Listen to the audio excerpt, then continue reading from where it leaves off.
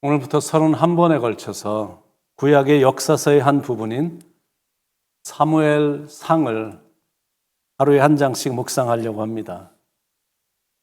굳이 지나간 역사를 배울 필요가 있을까? 그것도 우리의 나라의 역사도 아닌 이스라엘의 역사를 굳이 배울 필요가 있나?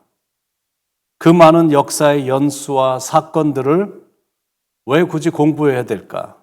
그런 궁금함이나 의문이 있을 것입니다. 그런데 공부하면 좋습니다. 왜냐하면 사람은 역사를 통해서 인생의 교훈을 얻기 때문입니다. 역사 속에서 얻어내는 교훈이 엄청나게 많습니다.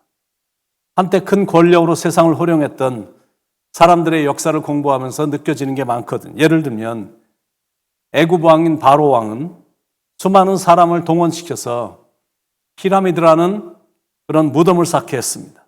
하나는 자기를 위해서, 또 하나는 자기 아들을 위해서. 자기 한 명을 위해서, 그것도 자기가 죽은 후에 들어갈 무덤을 만들기 위해 몇십만 명의 백성들을 동원시켜서 돌 하나 없는 사막의 땅에 100만 개가 넘는 돌들을 운송시켰으니까 백성들이 얼마나 혹사를 당했고 힘들었겠냐라는 거예요. 만리장성도 마찬가지입니다.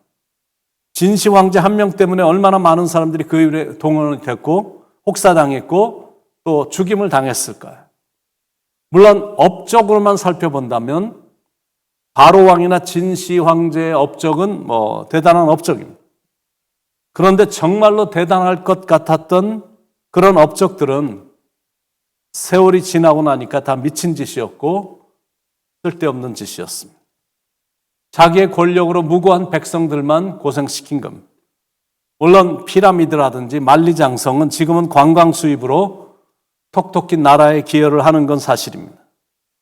그러나 무고한 백성들을 동원시켜서 대가를 치른 것에 비하면 그건 정말 쓸데없는 짓을 한 거거든요. 나폴레옹도 뛰어난 지략과 전략으로 군대를 이끌고 유럽 전체를 삼키려고 전쟁을 할 때는 대단한 일을 하는 위대한 황제 같았지만 세월이 지난 후에 결국 남은 것이라고는 나폴레옹 꼬냑밖에 남은 게 없습니다. 역사를 보면서 그런 걸 보고 느끼고 배우는 것. 또 역사를 보면서 느끼는 게 인간적인 방법으로 추진한 건 전혀 예측치 못했던 일에 의해서 뒤집어지고 실패하는 경우들이 참으로 많았음을 보게 되는 겁니다. 인간적인 생각으로만 나가면 반드시 그렇게 하면 성공하는 게 기정사실화 됐지만 의외의 변수가 생겨서 실패를 하게 되는 겁니다. 화창한 날씨여서 그 날씨만 계속 잘 유지만 됐다면 완전히 대승을 거두는 건데 어디선지 모르지만 갑자기 세찬 바람이 불어와서 대실패를 함으로 영웅이 절지에 역적으로 떨어지는 경우들이 허다했습니다. 여러분 무엇을 느끼십니까?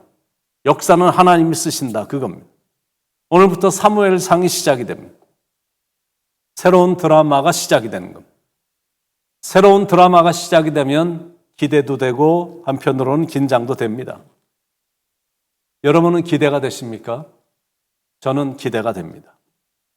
사무엘상은 신정시대에서 왕정시대로 넘어가는 이스라엘 역사를 잘 보여주는 책입니다. 사무엘상의 핵심은 모든 역사는 하나님에 의해서 만들어진다, 그겁니다. 하나님을 잘 믿으면 성공한다. 그걸 강조하려는 책입니다. 그 이유는 하나님이 직접 역사를 만드시고 써내려 가시며 사람을 올리기도 하시고 내리기도 하시기 때문에 그렇습니다. 하나님이 원하시면 쓰시는 거고 하나님이 원치 않으시면 안 쓰시는 겁니다.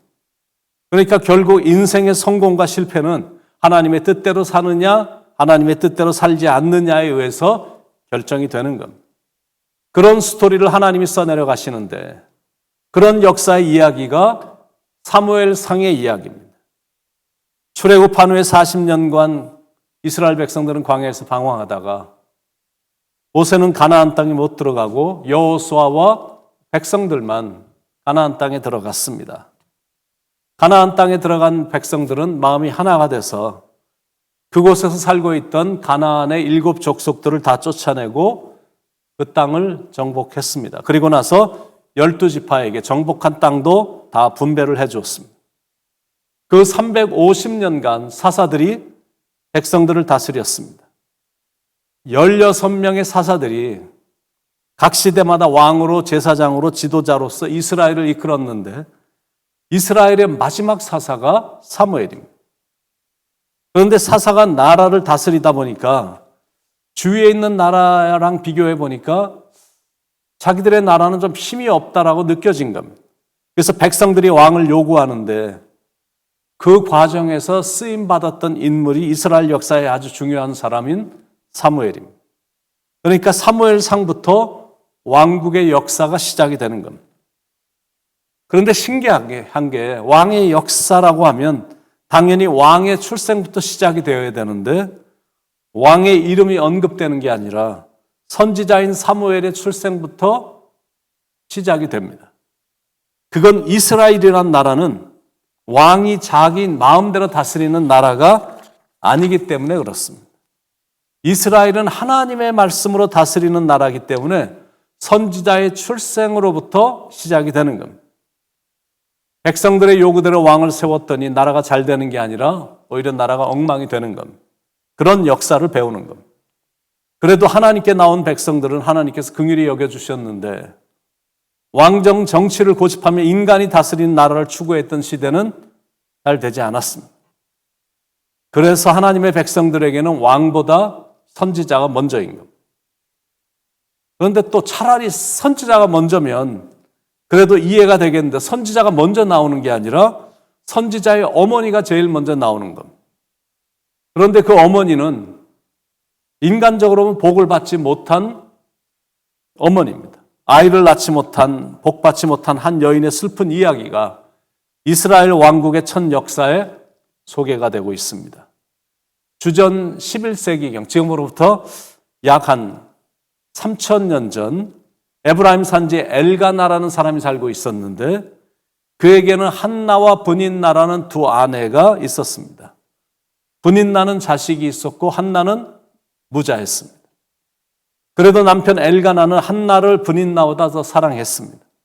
엘가나가 매년 여호와의 법궤가 있는 실로에 가서 제사를 드릴 때 그는 제물의 분깃을 아내와 자녀들에게 골고루 나누어 주면서 한나에게는 갑절을 주었습니다.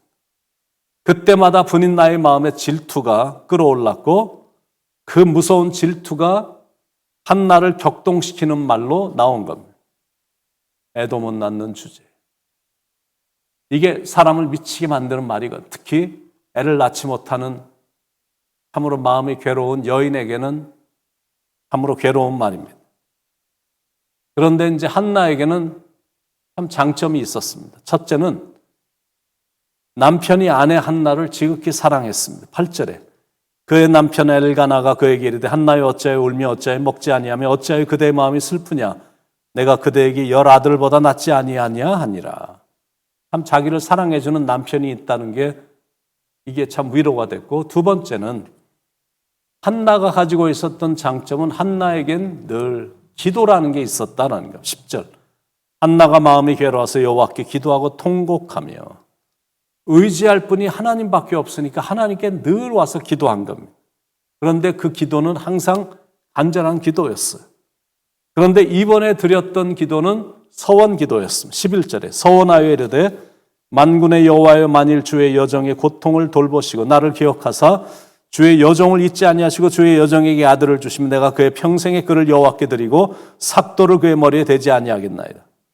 그런 각오와 진지함을 보셔서 하나님께서 이렇게 시간이 지나자 하나씩 하나씩 기적을 일으켜 주셨습니다. 결국 달덩이 같은 사무엘이라는 아들을 얻게 됐는데 그런데 이 아들이 보통 아들이 아닌 겁니다. 나라를 살리는, 나라를 구한 영적인 지도자 아들이 탄생이 된 겁니다. 사무엘은 정말로 어렵게 얻은 아들이긴 하지만 너무나 고귀한 아들이었습니다. 근데 여기서 강조하려고 하는 게 뭐냐면 아들을 얻었다가 아니라 그런 귀한 아들을 서원한 대로 하나님께 드렸다. 그게 강조점입니다. 그게 말처럼 쉽진 않거든요. 얼마나 한이 맺힌 상태에서 얻은 아들이었는데 기도로 얻은 기적적인 아들인데 그런 아들을 그것도 어릴 때부터 하나님께 바친다. 그거 쉽지 않거든요. 그런데 한나는 하나님과의 약속을 지켰습니다. 서원한 대로 아브라함이 아들 이삭을 바친 것처럼 사무엘을 하나님께 바쳤습니다. 그랬더니 하나님께서 한나의 아들 사무엘을 영광스러운 자녀로 일평생 살게 해주셨습니다. 여러분이 드리는 기도도 한나의 기도처럼 간절한 기도가 되길 바라고, 때때로 자신의 힘으로 안 된다고 느껴지면 한나가 했던 것처럼 눈물의 기도도 드려보시기 바랍니다. 그리고 한나처럼 믿음으로 드리는 기도가 되길 바랍니다. 그럴 때 그 기도는 반드시 응답이 되거든요. 간절한 기도, 눈물의 기도, 그리고 반드시 될 거라는 믿음의 기도. 그러나 거기서 머물러 있지 말고 한 차원 더 나가서 헌신의 자리까지 나가길 바랍니다. 드릴 마음, 드릴 자세, 헌신할 각오가 있어야 된다는 것. 그럴 때 하나님의 역사가 일어나는 것. 오늘도 한나의 아름다운 마음과 기도의 열정과 헌신의 자세를 보면서 여러분도 아름답게 섬기고 뜨겁게 기도하고 하나님을 위해서라면 헌신의 마음으로 잘 감당해서 여러분 가정에 놀라운 축복이 항상 깃드시길 예수님의 이름으로 간절히 축원을 드립니다. 기도하겠습니다. 참으로 아름다운 한나의 하나님을 향한 그 사랑, 하나님께 드리는 그 뜨거운 기도, 그리고 헌신의 마음, 그것을 우리도 본받게 하셔서 우리도 아름다운 모습으로 섬기게 하시고 기도할 때는 뜨겁고 간절하게, 그리고 헌신하는 자리에서는 참으로 겸손한 모습으로 잘 섬기는, 그래서 나를 통해 다른 사람들도 복받지만 나도 내 가정도 사랑하는 성도님들의 가정도 다 복을 받는 그런 축복이 임하길 간절히 기도드립니다. 오늘도 말씀해 주셔서 하나님 감사합니다. 예수님의 이름으로 간절히 기도드립니다. 아멘.